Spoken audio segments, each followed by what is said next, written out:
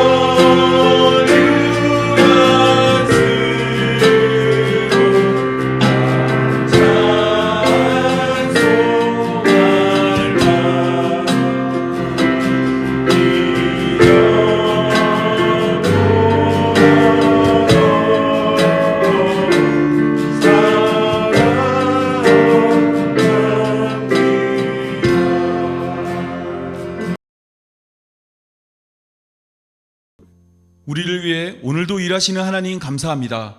들어도 듣지 못하고 보아도 보지 못하던 우리들의 인생이 하나님의 구원하심으로 이렇게 머리를 조아리고 하나님을 예배하는 예배자가 되게 하셨으니 하나님의 뜻을 따라 영과 진리로 하나님을 예배하고 하늘에는 영광, 땅에는 은혜 충만한 시간 되게 하여 주옵소서.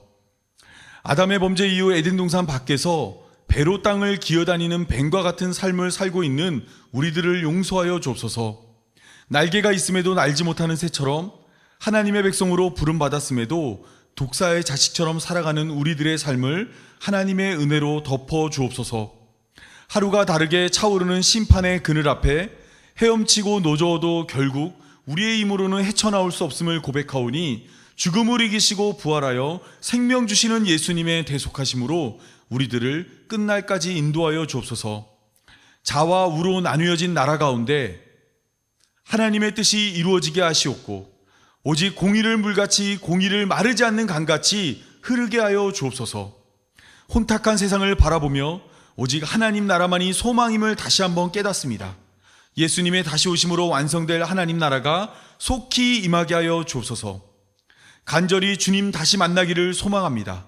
마라나타 주 예수여 속히 임하여 주옵소서. 이 모든 말씀 우리 구주 예수님의 이름으로 기도합니다. 아멘.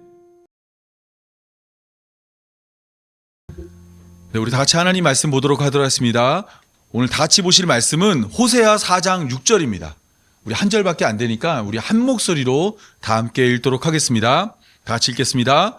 내 백성이 지식이 없음으로 망하는도다. 내가 지식을 버렸으니 나도 너를 버려 내 제사장이 되지 못하게 할 것이요 내가 내 하나님의 율법을 잊었으니 나도 내 자식들을 잊어버리리라. 네, 오늘 이 말씀을 배경으로 믿음에 이르게 하는 지식은 어떤 방법으로 얻을 수 있는지 함께 살펴보도록 하겠습니다. 우리는 지난주에 믿음에 대해서 함께 살펴봤습니다. 믿음은 아는 것에 대한 반응이었습니다. 이 아는 것이 입력이라면 믿음은 아는 것에 대한 반응으로 출력되는 것입니다. 또한 믿음은 믿음의 대상을 아는 것입니다. 믿음의 대상을 목적으로 내가 무엇을 믿고 있는지 말해야만 그 믿음은 온전해질 수 있습니다. 또한 믿음은 시제를 가지는데 아는 것은 과거와 현재와 관련되어 있고 믿는 것은 미래와 관련되어져 있습니다. 우리는 하나님이 하신 일이 아닌 하나님이 하실 일을 믿어야 하는 것입니다. 뿐만 아니라 믿음은 아는 것과 비례합니다. 내가 하나님을 많이 알면 그에 대한 반응으로 믿음도 크게 나타나는 것입니다. 또한 마지막으로 우리는 행동으로 자신의 믿음을 착각할 수 있습니다. 믿음이라는 것은 아는 것이 먼저고 그에 대한 반응으로 믿음이 나오며 그러고 난 후에 이 믿음을 바탕으로 믿음에 대한 행동을 하게 됩니다. 그런데 많은 사람들이 믿었을 때 나오는 행동을 함으로 자신이 하나님을 믿고 있다 착각할 수 있습니다. 따라서 우리가 하나님을 믿는다고 말하기 위해서는 무엇보다 먼저 하나님을 알아야 합니다. 하나님을 알아야 합니다. 적당히 대충 어느 정도만 아는 것이 아니라 큰 믿음을 위해서 하나님에 대해서 많이 알아야 합니다. 하나님을 조금밖에 모르는 사람은 조금밖에 하나님을 믿을 수 없기 때문입니다. 그래서 오늘은 우리가 구원에 이르게 하는 믿음을 얻기 위해 어떻게 하나님을 알아야 되는지 함께 살펴보도록 하겠습니다.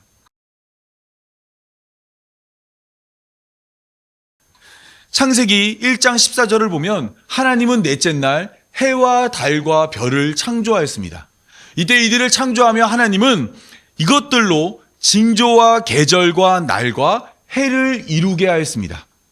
여기서 계절은 봄, 여름, 가을, 겨울의 주기적인 변화를 말하고 날은 하루 이틀을 말하며 해는 연도를 말하고 있습니다.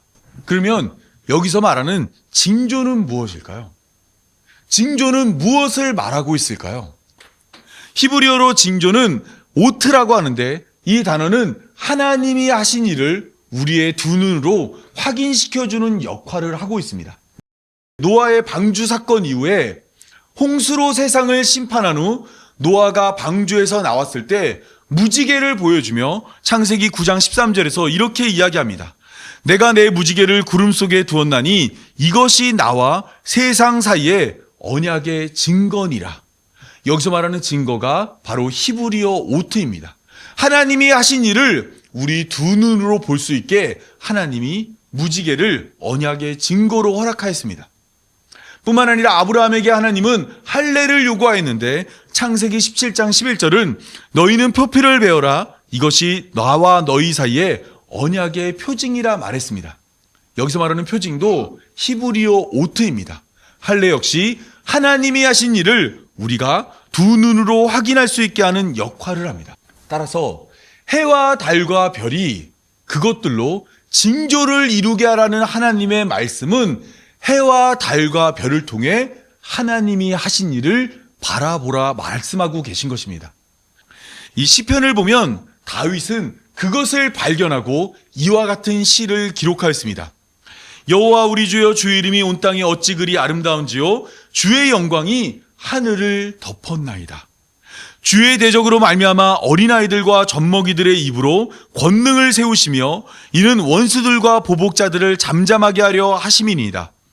주의 손가락으로 만드신 주의 하늘과 주께서 베풀어 주신 달과 별을 내가 보니까 사람이 무엇이기에 주께서 그를 생각하시며 인자가 무엇이기에 주께서 그를 돌보시나이까라고 해와 달과 별을 보며 하나님의 일하심을 깨달은 것입니다.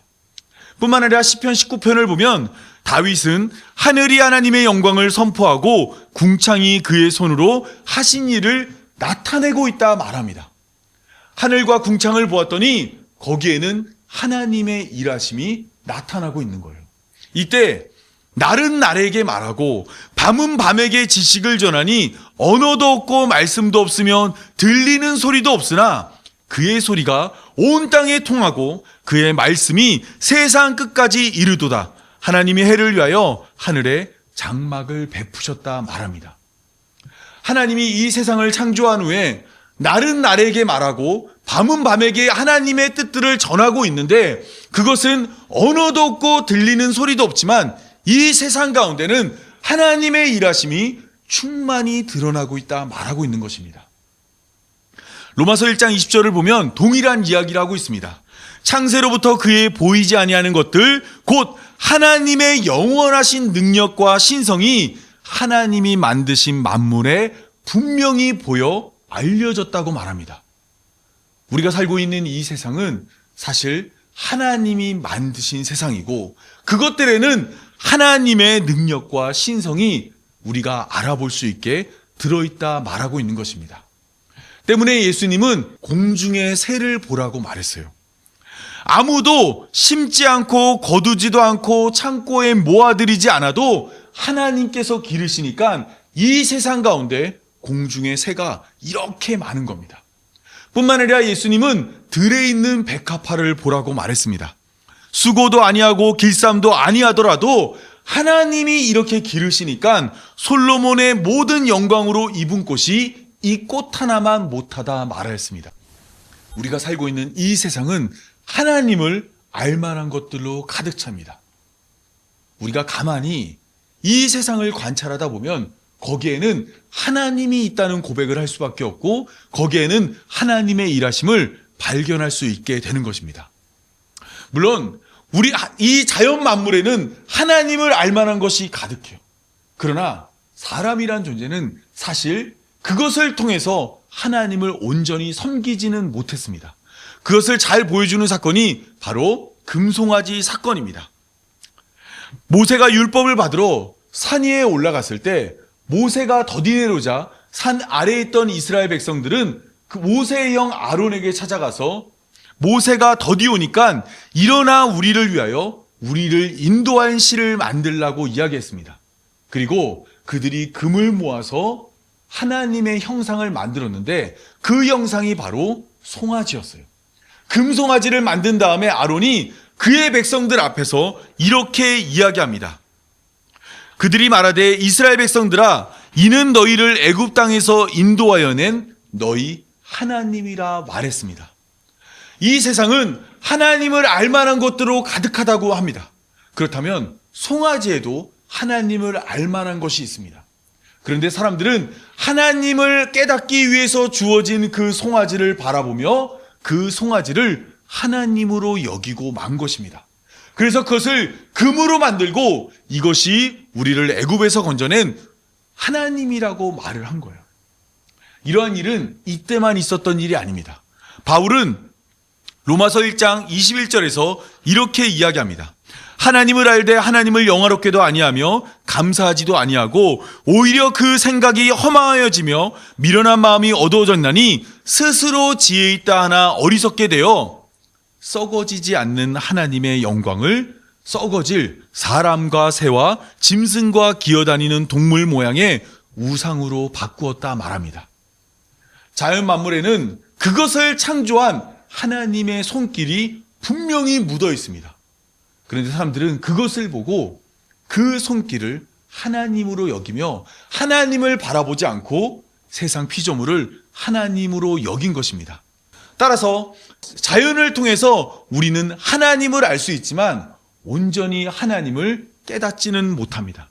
왜냐하면 우리의 마음이 온전히 자연 속에서 하나님을 보지 않고 그것을 우상으로 바꾸기 때문입니다.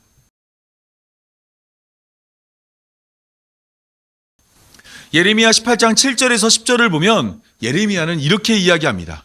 내가 어느 민족이나 국가를 뽑거나 부수거나 멸하려 할 때 내가 만일 말한 그 민족이 그의 악에서 돌이키면 내가 그에게 내리기로 한 생각했던 재앙에 대하여 뜻을 돌이키겠고, 내가 어느 민족이나 국가를 건설하거나 심으려 할 때 만일 그들이 나보기에 악한 것을 행하여 그 목소리를 청종하지 아니하면 내가 그에게 유익하게 하리라고 한 복에 대하여 뜻을 돌이키리라.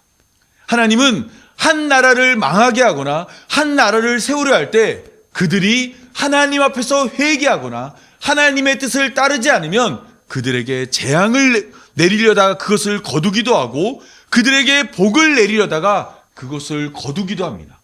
때문에 인간의 역사 속에는 하나님의 뜻을 발견할 수 있는 것입니다. 이것은 다니엘서 2장 20절에서 21절을 통해 보다 선명하게 드러납니다. 다니엘이 말하여 이르되 영원부터 영원까지 하나님의 이름을 찬송할 것은 지혜와 능력이 그에게 있음이로다.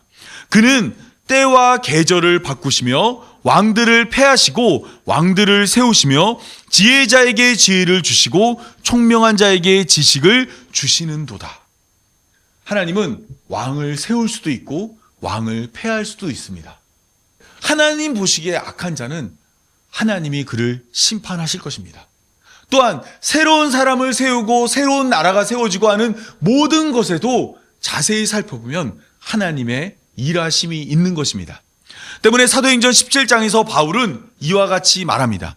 인류의 모든 족속을 한 혈통으로 만드사 온 땅에 살게 하시고 그들의 연대를 정하며 거주의 경계를 한정하셨으니 이는 사람으로 혹 하나님을 더듬어 찾아 발견하게 하려 하심이라. 우리의 역사를 통해서 하나님은 우리가 더듬어 하나님을 발견하게 하셨다는 거예요.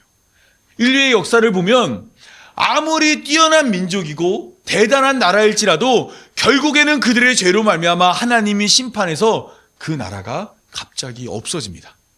뿐만 아니라 이 땅에 존재하지 않았던 나라도 하나님이 세우시기로 작정하면 갑자기 그 나라가 나타나 그 나라가 세워지는 모습도 볼 수 있습니다.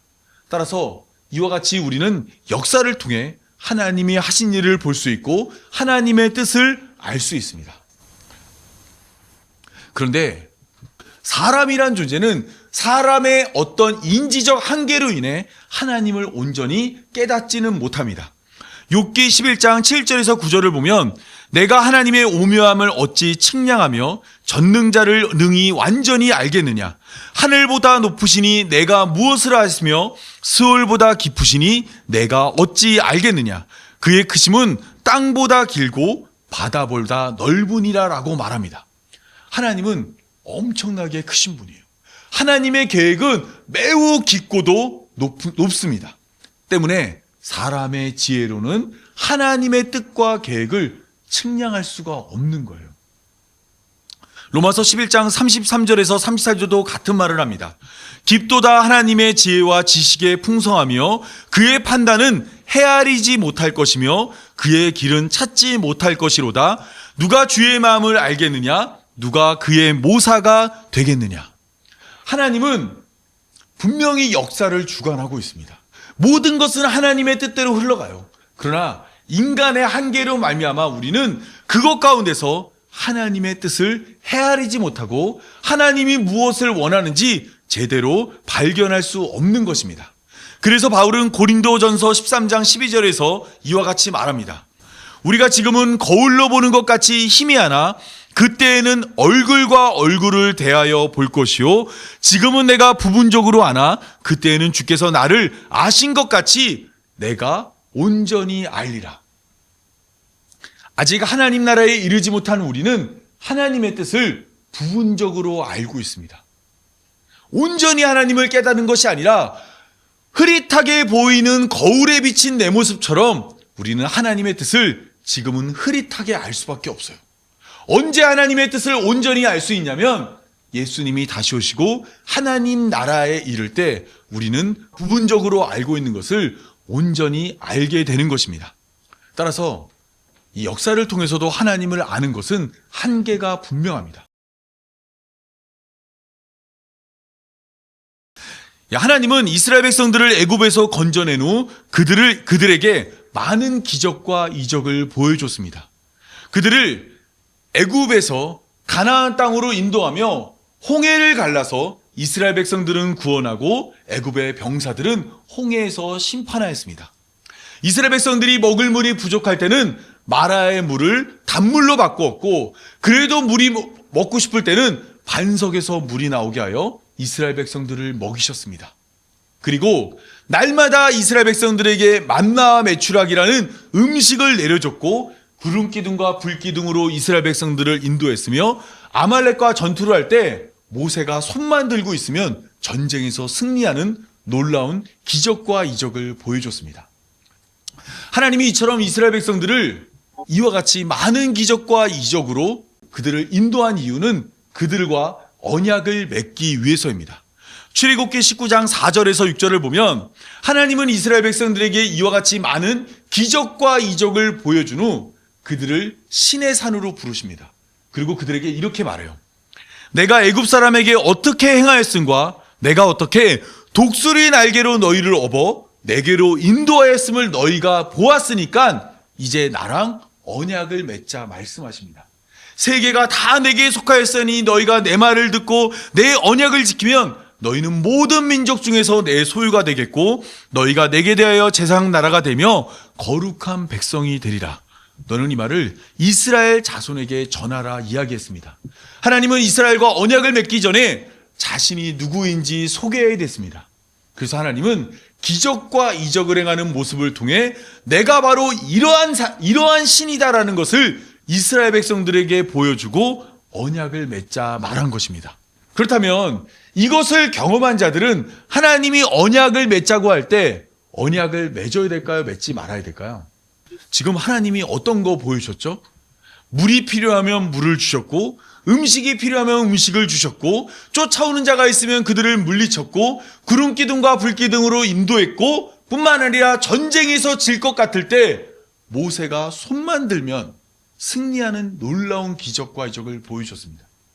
때문에 이스라엘 백성들은 이것을 보고 하나님은 이런 분이니까 내가 이분과 언약을 맺겠다며 언약을 맺었어요. 그런데 이스라엘의 역사를 보면 이스라엘 백성들은 하나님을 기적과 이적을 통해 알았지만 그 기적과 이적은 이스라엘 백성들을 믿음으로 인도하지 못했습니다. 출애굽기 19장부터 민수기 11장까지는 그 시내산 밑에서 계속 대기하고 있었어요. 그리고 이제 민수기 11장에서 이스라엘 백성들이 가나안 땅을 향해 출발을 시작합니다. 첫 발을 딱 내딛었어요. 근데 첫 마디가 뭐냐면 그들이 나쁜 말로 하나님을 원망합니다.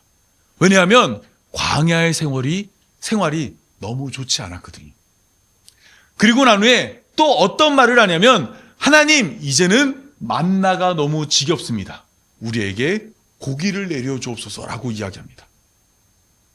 그리고 또한 우리에게 물이 없으니까 물을 달라고 하나님을 원망했고 가나안 땅을 정탐한 후에는 우리가 가나안 땅에 들어가기에는 우리가 너무 메뚜기 같아서 그 땅에 들어갈 수 없다 말하며 하나님을 원망했습니다. 이전에 하나님이 구름 기둥과 불 기둥으로 인도했고 먹을 것을 주었고 마실 것을 주었고 손만 들어도 전쟁에 승리하는 모습을 보여줬음에도 이 놀라운 기적과 이적을 경험한 이스라엘 백성들은 하나님을 믿지 못한 것입니다. 예수님도 이 땅에 오셨을 때 많은 기적과 이적을 행했습니다. 얼마나 많은 기적과 이적을 행했냐면 요한복음 7장 31절에서 그리스도께서 오실지라도 그 행하실 표적이 이 사람 예수님보다 많으랴 말할 정도였습니다. 뿐만 아니라 종교 지도자들도 공회를 모으고 이르되 이 사람이 많은 표적을 행하니 우리가 어떻게 하겠느냐라는 상의를 했어요. 이 예수님께서 정말로 많은 표적을 행하신 겁니다. 이것을 통해 예수님이 하나님의 아들이고 그리스도라는 것이 선명하게 드러났어요. 그러면 기적과 이적을 행하는 예수님을 보았으니까 예수님을 믿어야 되겠죠. 그런데 요한복음 11장 47절에서 근심하던 종교 지도자들은 이날 놀라운 결정을 합니다. 우리 53절 우리 한번 다 같이 읽어보도록 하겠습니다. 다 같이 읽겠습니다. 이날부터는 그들이 예수를 죽이려고 모이하니라. 이 사람들이 누구냐면 바로 조금 전에 예수님께서 많은 표적을 행했다고 걱정했던 자들입니다. 예수님이 표적 행한 것을 보지 못한 것이 아니라 기적과 이적을 행한 것을 보았음에도 불구하고 이들은 그날 예수님을 죽이기로 결정했습니다. 요한복음은 2장부터 12장까지 7개의 표적을 소개합니다. 그리고 그 7개의 표적을 소개한 후 결론처럼 요한복음 12장의 마지막 말이 무엇이냐면 이렇게 많은 표적을 그 앞에서 행하였으나 그들이 믿지 않았다라는 겁니다. 예수님이 기적과 이적을 보여줬는데 그것을 보고도 사람들이 안 믿었다는 거예요. 여러분, 마태복음, 마가복음, 누가복음도 동일한 말을 하고 있습니다. 마태복음, 마가복음, 누가복음에는 예수님의 많은 기적과 이적이 소개돼요. 그런데 모든 복음서가 말하고 있는 복음서의 결말은 예수님께서 기적과 이적을 행하였어도 결국에는 십자가에 달려 죽었다라는 겁니다. 그들이 예수님의 기적과 이적을 보지 못해서가 아닙니다. 또한 그것을 거짓으로 믿어서가 아니에요. 부인할 수 없었어요. 하지만 그럼에도 기적과 이적은 믿음으로 연결되지 않는 것입니다. 그 이유는 기적과 이적을 경험한 사람은 앞으로 무엇만 기대하며 살까요? 맞아요. 기적과 이적으로 신앙생활을 하는 사람은 그 다음에도 기적과 이적만 찾고 있습니다. 예수님이 요한복음 6장에서 오병이어의 기적을 행했어요. 보리떡 5개와 물고기 2마리로 5,000명의 사람을 먹이고도 12광주리가 남았습니다. 이때 사람들은 줄임배를 채워주는 예수님을 경험한 후에 예수님을 쫓아다니기 시작했어요. 예수님을 쫓아다닌 이유가 무엇이냐면 15절에 의하면 그들이 와서 억지로 붙들어 임금 삼으려 했던 겁니다. 예수님이 임금이 되면 최소한 우리는 굶어 죽지 않겠구나 생각해서 예수님을 임금 삼으려 했습니다. 이것을 아신 예수님은 그들을 떠나 다시 혼자 산으로 떠났어요. 왜냐하면 예수님은 이 땅에 임금이 되려 온 것이 아니라 그리스도가 되려 왔거든요. 그래서 그들을 피해서 멀리 가셨는데 사람들이 계속해서 예수님을 쫓아오는 겁니다. 예수님이 그들을 향해서 이렇게 말씀하십니다. 요한복음 6장 26절입니다. 예수께서 대답하여 이르시되 내가 진실로 진실로 너희에게 이르노니 너희가 나를 찾는 것은 표적을 본 까닭이 아니요 떡을 먹고 배부른 까닭이로다. 그들이 예수님을 쫓은 이유는 예수님이 그리스도라는 증거를 본 것이 아니라 그냥 배불러서 예수님을 찾아온 거라는 거예요. 그래서 예수님이 그들로부터 온전히 표적을 봐야 한다고 이야기를 하니까 이들이 예수님에게 다시 한번 물어봅니다. 요한복음 6장 30절에서 31절입니다. 그들이 묻되 그러면 우리가 보고 당신을 믿도록 행하시는 표적이 무엇이나이까? 하시는 일이 무엇이나이까? 기록된 바 하늘에서 그들에게 떡을 주어 먹게 하였단과 같이 우리 조상들은 광야에서 만나를 먹었나이다. 이 말은 예수님한테 표적을 보여달라 말하면서 뭐 보여달라는 거예요? 또 먹을 거 달라는 거예요. 우리 조상들은 광야에서 먹을 거 줬으니까 예수님 다시 한번 표적을 한번 보여주십시오. 우리한테 먹을 거 달라고 이야기하는 겁니다. 이처럼 기적과 이적을 경험한 사람은 계속해서 기적과 이적만 쫓는 겁니다. 이것은 종교 지도자들도 다르지 않았습니다. 마태복음 12장 38절을 보면 그때의 서기관과 바리새인 중 몇 사람이 말하되 선생님이여 우리에게 표적을 보여주시기를 원하나이다.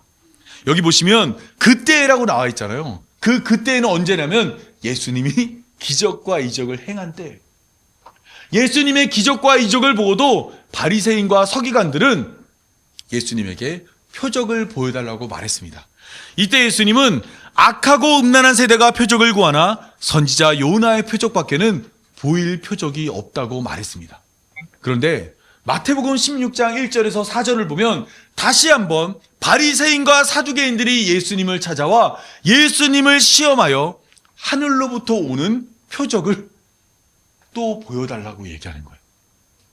예수님이 표적과 놀라운 기적과 이적을 행하니까 종교 지도자들이 쫓아다니면서 계속해서 예수님에게 표적을 보여주십시오, 기적을 보여주십시오, 계속해서 이야기하는 겁니다. 이번에도 예수님은 악하고 음란한 세대가 표적을 구하나 요나의 표적밖에는 보여줄 것이 없다고 말씀하였습니다. 이처럼 기적과 이적으로 하나님을 알게 된 자들은 계속해서 기적과 이적만 쫓습니다. 하나님의 은혜로 문제가 해결된 자는 문제를 해결하는 하나님을 통해 죄의 문제를 해결하는 예수님을 믿어야 함에도 계속해서 발생하는 문제를 해결하기 위해 예수님을 믿지 않고 계속해서 자신의 문제를 해결해 달라며 기적과 이적을 쫓아가는 것입니다. 하나님의 능력으로 병이 한 번 나은 자는 그 이후로 병을 낫게 하는 하나님을 깨달아 우리를 구원하는 예수님을 믿어야 함에도 병들 때마다 기도해요. 그래서 예수님을 믿어 구원에 이르는 것이 아니라 이 땅에서 무병장수하고 영생하기를 원하며 병 낫기만을 간구하는 것입니다. 여러분, 기적과 이적은 믿음으로 연결되지 못합니다. 히브리서 11장 1절을 보면 믿음은 바라는 것들의 실상이요 보이지 않는 것의 증거라고 말합니다. 믿음이라는 것은 보이는 게 아니에요. 기적과 이적은 내 두 눈으로 보고 경험하는 거잖아요. 이것은 결코 믿음으로 연결되지 않습니다. 한번 기적과 이적을 경험한 자는 계속해서 그것을 요구하기 때문에 보이지 않는 것을 추구하지 않기 때문입니다. 로마서 8장 24절을 보면 우리가 소망으로 구원을 얻었음에 보이는 소망이 소망이 아니니 보이는 것을 누가 바라리요.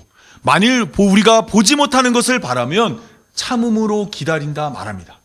여러분, 우리의 신앙은 보이는 것으로 소망을 갖는 것이 아닙니다. 보이지 않더라도 보이지 않는 것을 바람으로 우리가 믿음을 가지고 나아가는 것이 참된 신앙이라 말하고 있습니다. 고린도후서 4장 18절도 같은 말을 하고 있습니다.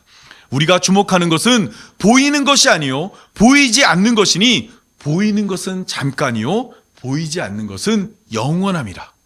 우리의 신앙은 보이는 것을 추구해서는 안 됩니다. 이것은 잠깐 있다가 없어지는 거예요.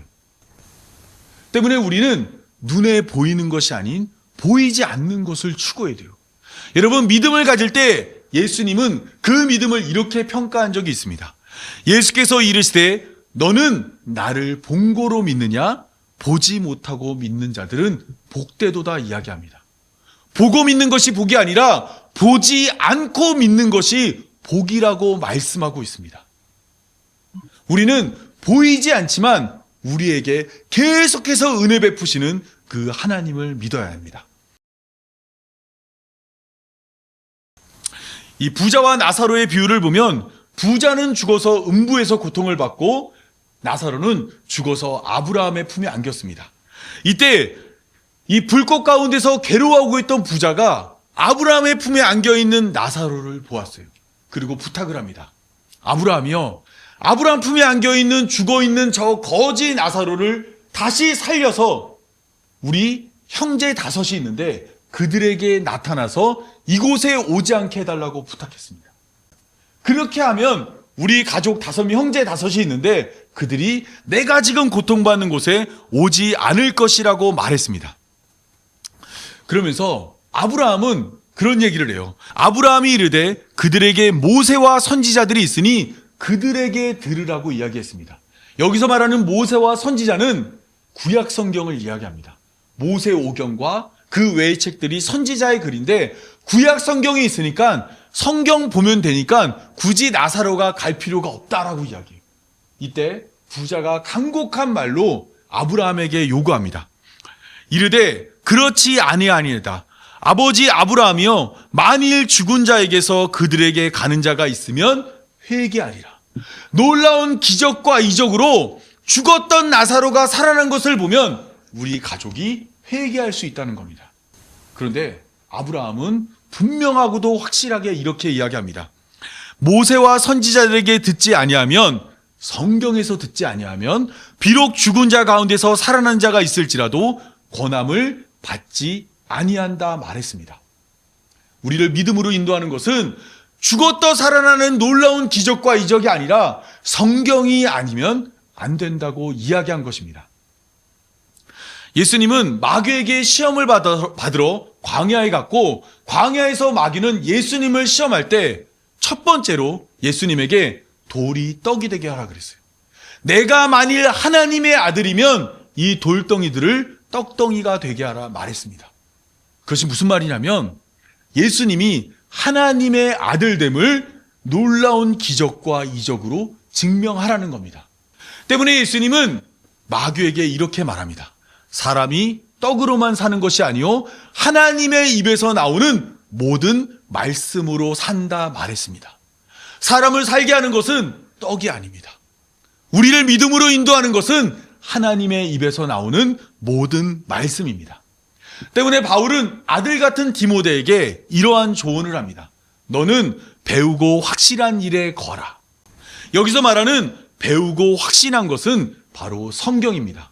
디모데후서 3장 15절을 보면 또 어려서부터 성경을 알았나니 성경은 능히 너로 하여금 그리스도 예수 안에 있는 믿음으로 말미암아 구원에 이르게 하는 지혜가 성경에 있다 말하고 있어요.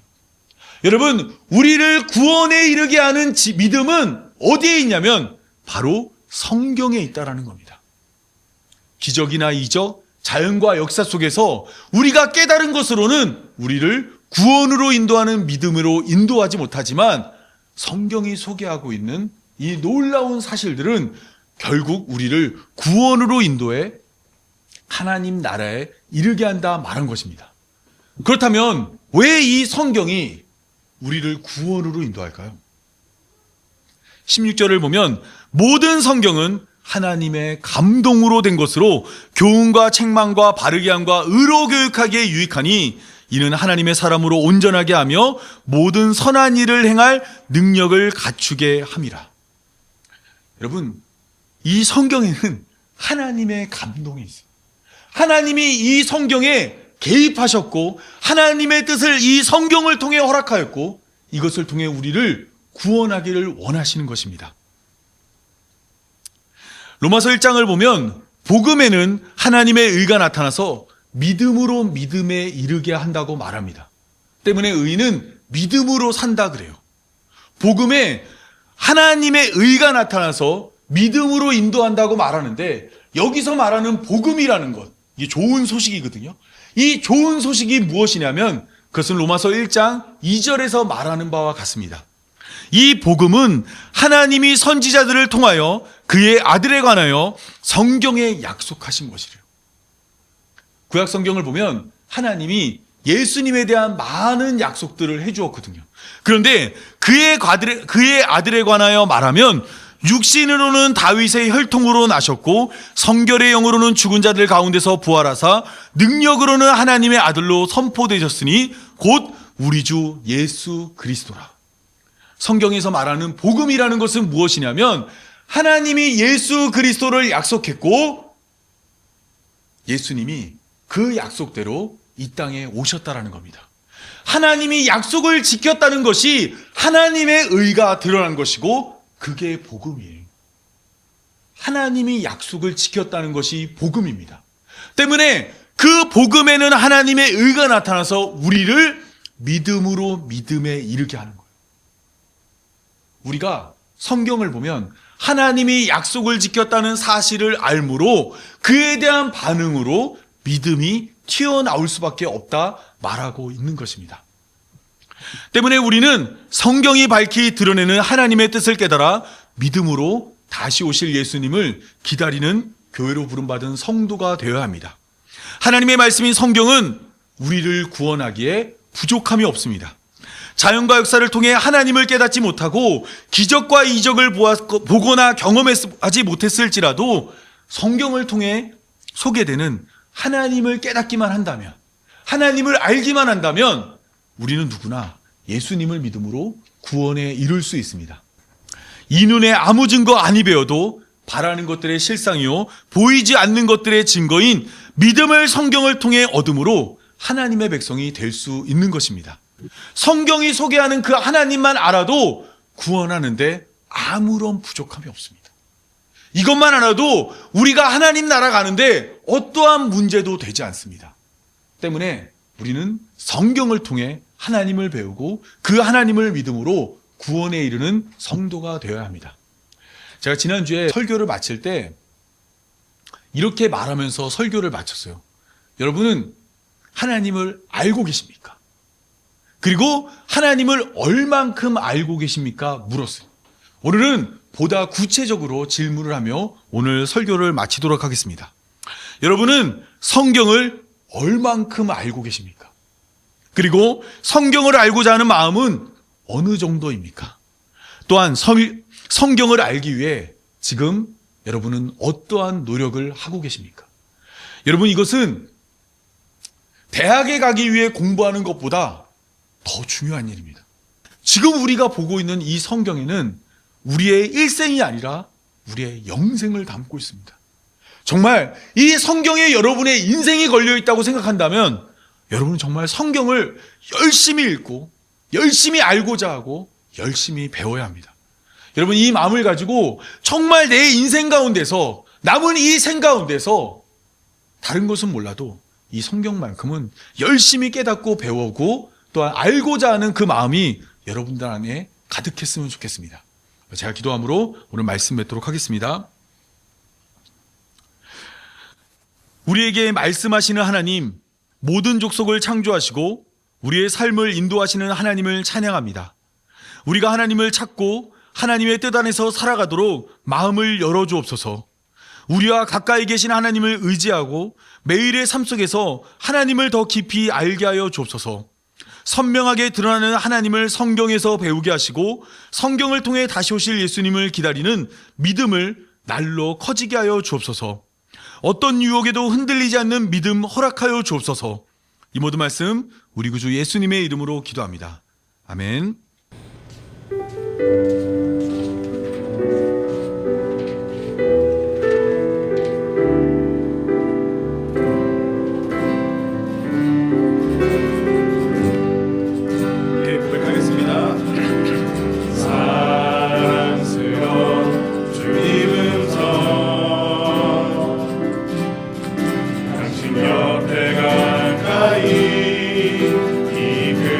이끄시네 주님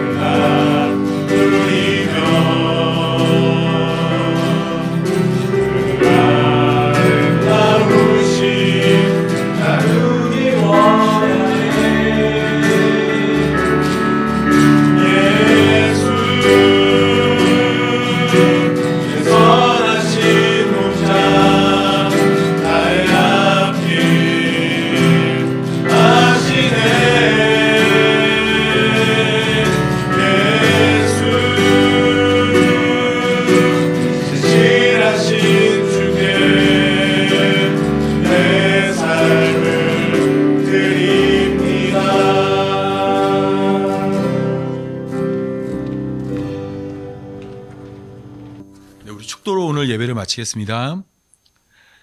이제는 우리를 창조하시고 가까이 계신 하나님 아버지의 사랑과 예수 그리스도의 은혜와 성령의 인도하심이 성경을 통해 하나님을 알기 원하는 모든 성도들과 영원토록 함께하길 간절히 축원하옵나이다. 아멘.